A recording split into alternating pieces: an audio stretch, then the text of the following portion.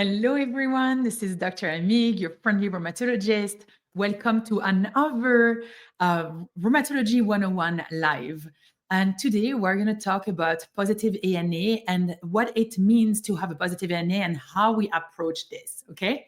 So, very often in my practice, I will have patients who have had tests that were run and they come out freaked out because they have a positive ANA.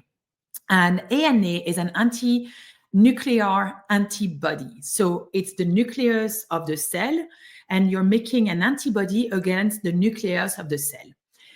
In general, in an immune system, what we know is that there is a balance between recognizing the self, what belongs to you, and recognizing what doesn't belong to you. And creating an antibody usually and for our body is to recognize something that doesn't belong there and that you want to basically get rid of. Okay, so it's kind of the signal for your immune system to say, hey, this is there, shouldn't be there. And ANA can be positive for many, many reasons. It can also be positive for no reason at all.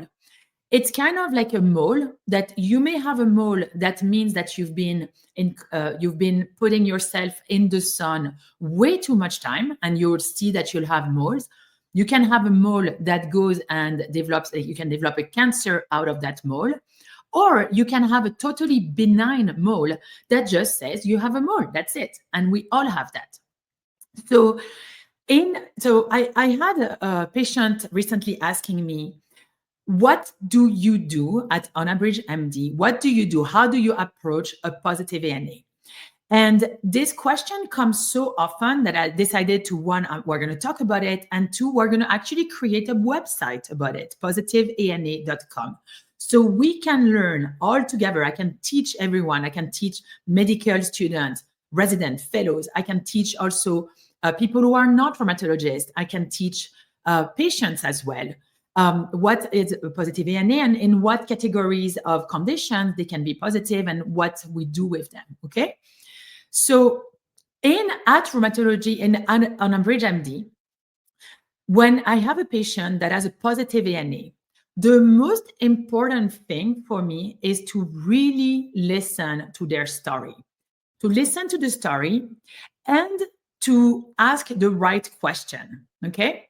So basically, if someone says, I have a positive ANA, at that point, I'm not actually looking at the numbers at all at that point, right? I'm just going to clinically understand what's going on because there might be a reason why that ANA was evaluated. Maybe one of the other physician or nurse practitioner or physician assistant thought, this sounds rheumatologic, let me check an ANA. And maybe because they are not specialists, they thought it was like they needed to check an ANA, but really they have an issue that has nothing to do with the ANA, but still is rheumatologic. So at Onabridge MD, the way I approach my patients is at this. I sit down, we sit down, and I'm going to let the patient tell their story. Like, since the last time you were perfect, what has happened? What other medical story do you have? What medication do you take? What allergies do you have? Do you have any family history of rheumatologic disorders? And then we go into what are your symptoms? What are you complaining of? Are you fatigued? Do you have joint pain? What type of joint pain it is? Do you have any rashes? Do you have sensitivity to the sun? Do you feel like your skin is tightening? Do you have Raynaud's phenomenon, which is a condition where you lose the blood flow in your fingers so they become white? Okay. Do you have any blurry vision, shortness of breath, chest pain? Do you have any change of your guts? Do you have blood in the stool, blood in the urine, foamy urine? Do you have any nerve issues? So either numbness or pain. Do you have any hair loss, patchy hair loss? All of those, oral ulcer, all of those are important because they are going to help us figure out if you have anything that sounds autoimmune. And the way I approach this is to really ask to, first of all, hear the story. Just have the patient talk and tell me what's happening. Sometimes it's going to be, you know, 1 year ago, I developed some joint pain kind of out of the blue or after an infection. The pain is worse in the morning. It's associated with morning stiffness, and there's some swelling of the joints, right? Then you're like, okay, that's an inflammatory arthritis. And then we look, is there any rash? Is there any hair loss? Is there any ulcers in your mouth or in your nose? Is there any urine changes? Is there shortness of breath, chest pain? In my head, if you're a rheumatology student or a fellow or a resident, you're like, okay, well, I'm thinking lupus, right? But I can also think, okay, do you have suddenly Raynaud's phenomenon? So the loss of, like, it becomes very white, the loss of blood flow in your fingers in the cold or change of temperature. Do you have that? Do you have any GERD, reflux? That's new. Do you have shortness of breath? Do you have dry cough? Do you have skin changes where the skin is tightening? This is more like scleroderma. I'm putting a pause in case you're like trying to follow. Then there is also, do you have any dry mouth, dry eyes? Do you feel like you have pain all over your body? Do you have the inflammatory arthritis? Do you have any nerve issues? That, I'm thinking, Sjogren. And then there is also the cases of patients who have muscle weakness, not necessarily muscle pain, but muscle weakness. They cannot get up from the floor without using their hands, or they cannot get up from a chair without using their hands, and they feel like they cannot walk as much as well as they could before. Or, there's clearly like some issues with their muscle. That's polymyositis. So inflammation of the muscle can cause that, and it's an autoimmune disorder. You also have issues with the lungs, like, is there shortness of breath, dry cough? Do you feel like you cannot walk without shortness of breath? Has this been just progressing throughout the years? Have you had repeated what would be called infection, but actually that may be a rheumatologic disorder? Right, that's antisynthetase syndrome. So we're thinking like that, right? Like, is this antisynthetase syndrome, which is in the category of dermatomyositis, but doesn't necessarily need to have skin issues or muscle issues. And right, like, and so we go like this in like basically looking at your whole body, basically looking at what's happening, right? And at first, I let the patient talk to me, tell me their story. Who better knows what's going on than our patients? No one.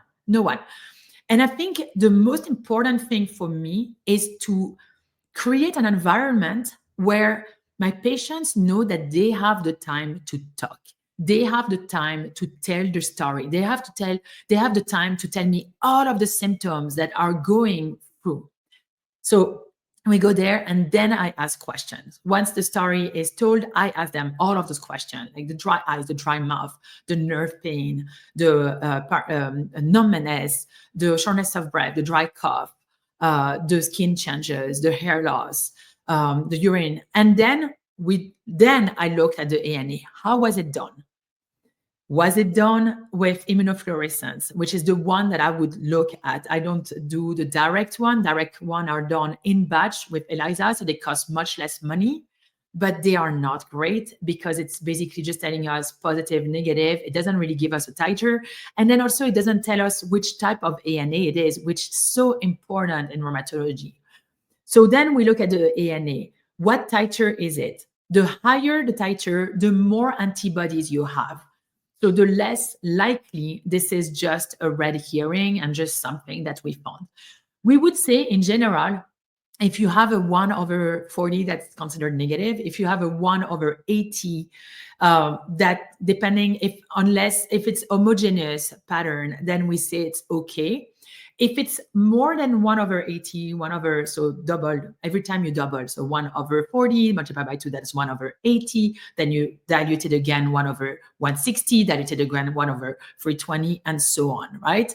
The more, like, right? So 1/320, it's still not that bad, but it is positive. And then you go to 6/40, etc. And that's becoming more and more positive and less likely to just be there. just, it's positive and it's fine. And also, I always say this, if it's speckled or nucleolar or centromere, that's the pattern that when we look at the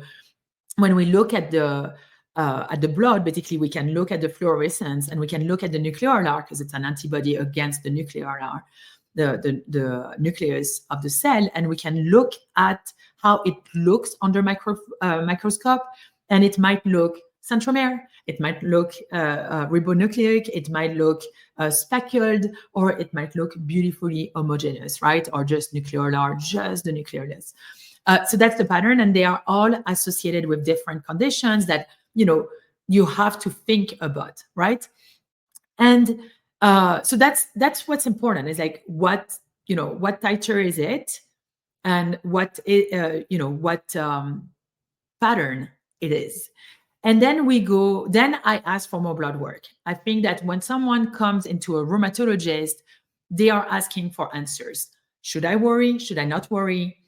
In general, I'm going to say, don't worry, because whether you have nothing, that's great. Whether you have something, we can take care of you. So no matter what, don't worry. But yeah, there might be an action plan that's different depending on what we find. And then we're going to order more blood work. So I'll order a panel of others antibodies.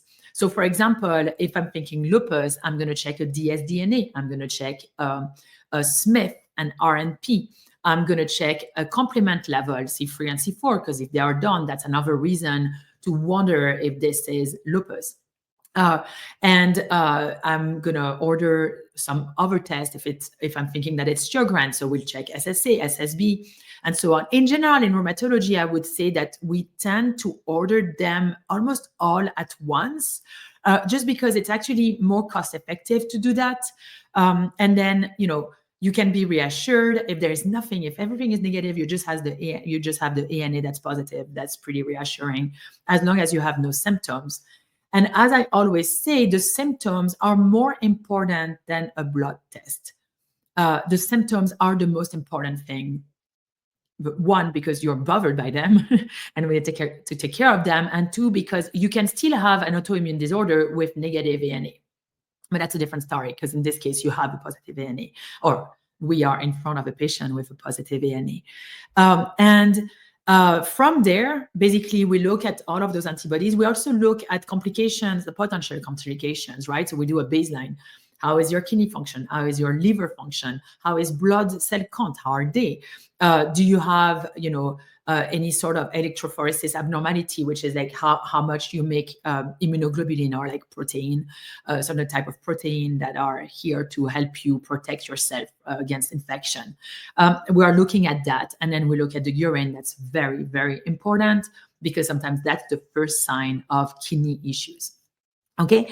And then at the second visit, we go over everything we find, all of those results.